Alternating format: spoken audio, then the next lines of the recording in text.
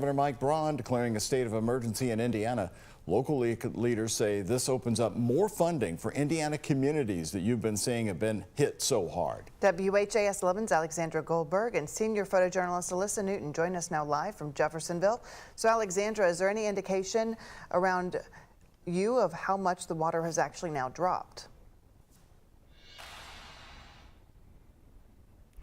Doug, Shay, you can tell just how high that water was from this mud that I'm standing on right now. You can see the water is far back behind me, but this path of mud extends just several feet in front of me. That's where I believe the water was at the Ohio River's crest. Now, it's not until the Ohio completely recedes until we'll see what is left in the wake of its destruction. That's a destruction that residents of Utica, Indiana say will be an expensive cleanup.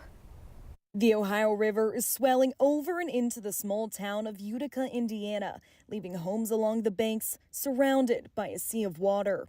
For Clark County, which has been declared a disaster. When Town Board President Steve Long got the call, he said it was the moment he was waiting for all week. And he just got the word from the state that the governor's declared Clark County and 17 other counties in a state of emergency. On Friday afternoon, Indiana Governor Mike Braun declared a state of disaster emergency in Indiana. Now, the Indiana Department of Homeland Security can give financial assistance to communities under the State Disaster Relief Fund program, funds that residents like Armida Kuntz and her neighbors were praying for. Like the people who really got it, like this house right there, I took the boat over there, and water was all the way up, almost to the top of her door. Funds, she says, they need because this will always be home. A lot of people up here, they go through it and they come right back home. We're all like people say, river rats, I guess. That's what everybody says. Long said 25% of Utica evacuated, and homes saw between 2 inches and 10 feet of water. Kentucky's already declared an emergency, and they got the same river we do.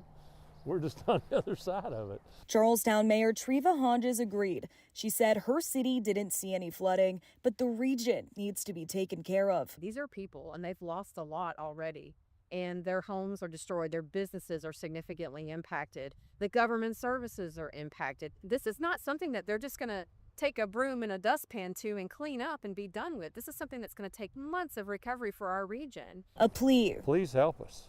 That's all I can say. From all impacted communities of southern Indiana.